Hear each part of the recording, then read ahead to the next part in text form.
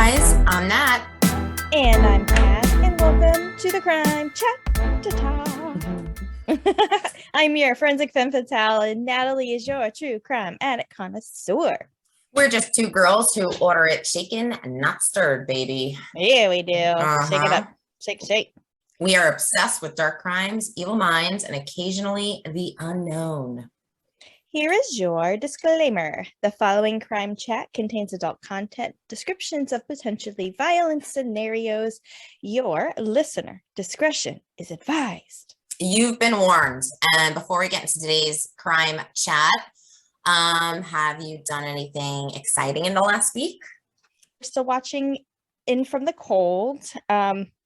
It's really good spy stuff. Right. You mentioned that last week. So we're watching that. And then I started kind of getting myself back caught up with The Walking Dead because in a couple weeks, well, actually, by the time this comes out, it'll already be out. Part 2 of the final season. I can't wait. I stopped. Yeah, I stopped watching it maybe like 2 seasons ago. But I love The Walking Dead. Yes. And actually, Chris and I think we were going to start it over again. Oh. When you go back and you watch like the beginning ones, you're like, oh, Carl, he's so little. I know. But that first episode is probably one of my favorite episodes of all time because it's just a great episode. Yeah, it is. It really is. Hey, dumbass, you in the tank. Oh, Glenn. Oh, yeah, that's right. They eat the horse. Oh, yeah, they eat the horse. Well, what about you?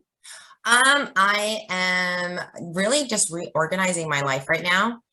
I'm trying to declutter, and I've been staging my place because there's a move in my future. So Yay. I know it's exciting, new and fresh, but damn, I collect a lot of stuff. Right?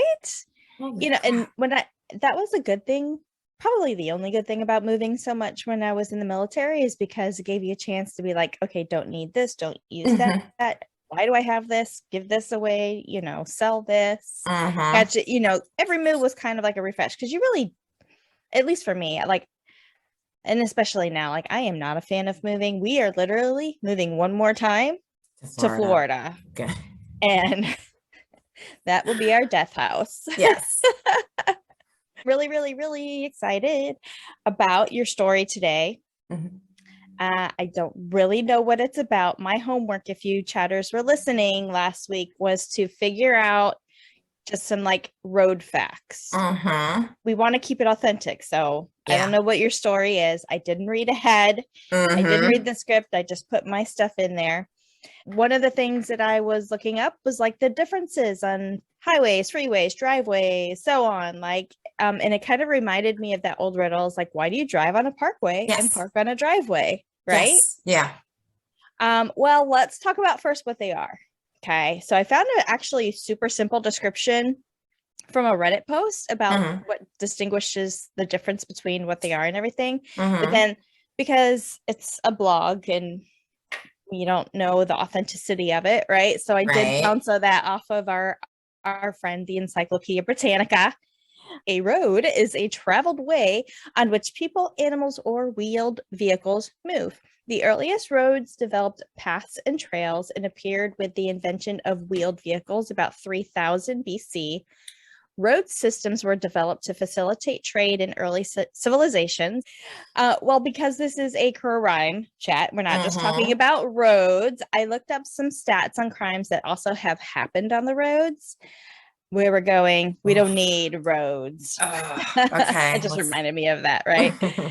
So there were some key insights from the Zebra, which is an auto insurance company, and they had kind of some really good things thrown together, also from the National Highway Traffic Safety Board, American Automobile Association, that kind of thing. So a couple little quick tidbits here.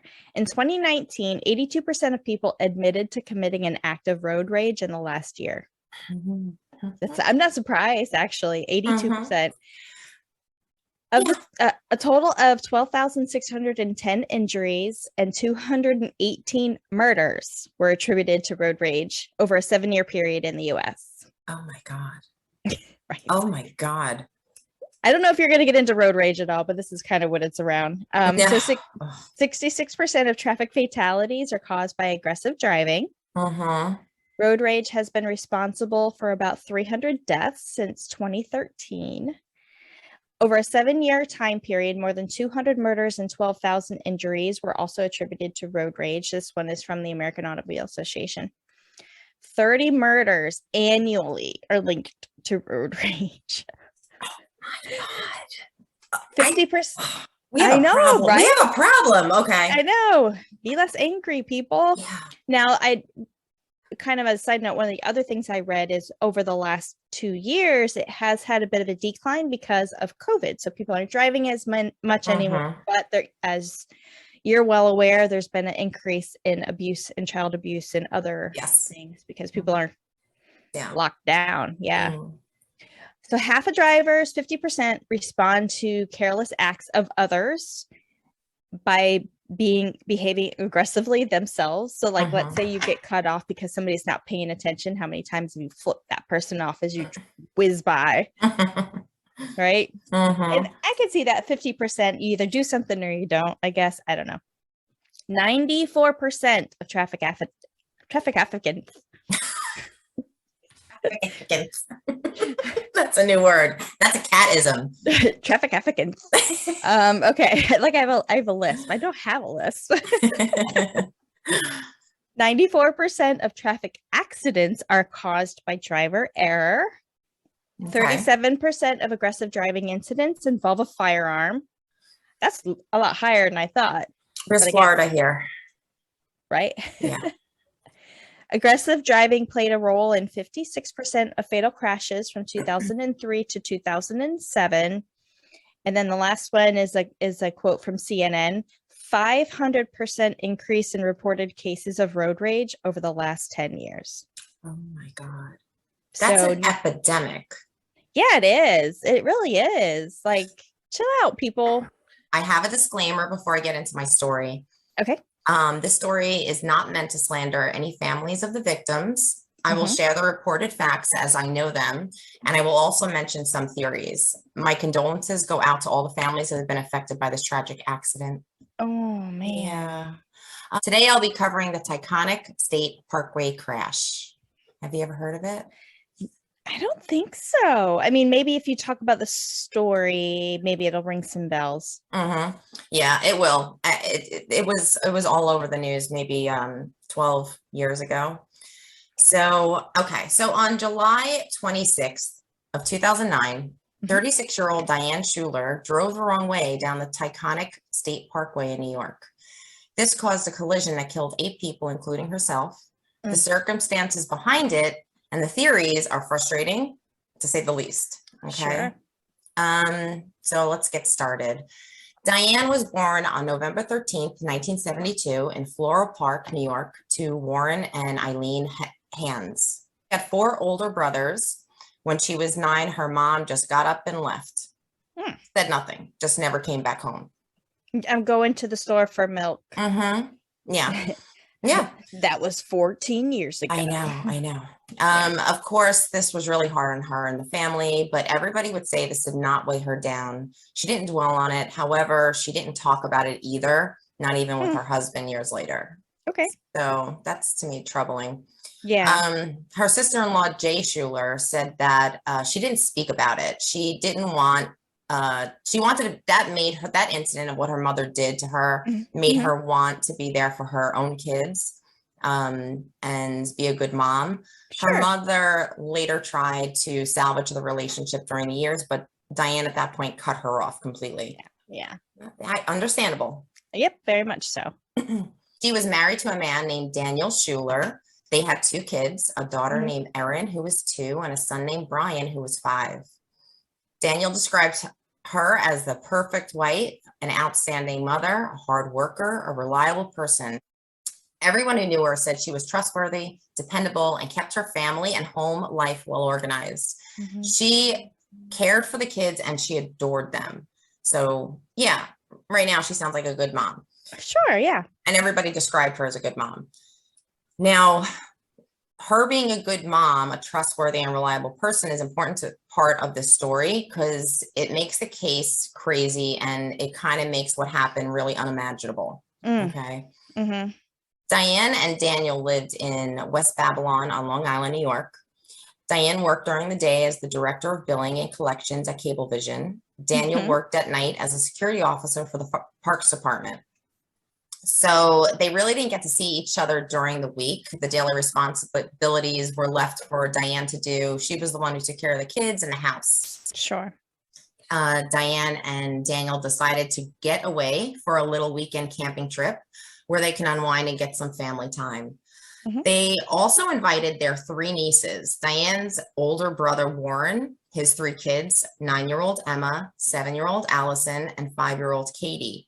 In the past, like this whole family would go on these little weekend excursions and they would have a great time, and camping was, you know, something you do with younger kids so they can kind of run free and stuff. Yep. However, it's really important at this time to mention to all the chatters that Diane didn't always go on these trips, maybe because she used it as a break from the family. There is a theory here, and I will mention it later on. Work full time, mom full time. Stressors. Yeah, there are definitely a couple of stressors here. So leaves you with more questions than answers. And I hate documentaries that do that. Yeah. I guess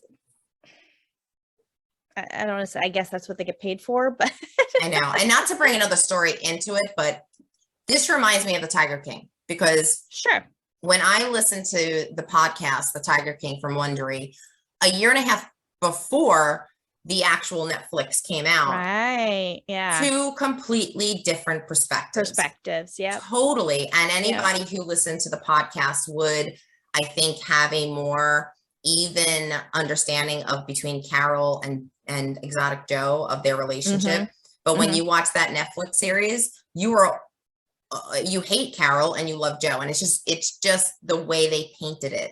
Yep. So absolutely. I don't know. Yeah. So now witnesses on the campground that day that she left also stated that they had a conversation with Diane and she seemed to be fine. So to think that she smoked a joint and drank 10 drinks before driving 5 kids is unthinkable, obviously. Sure. Yeah.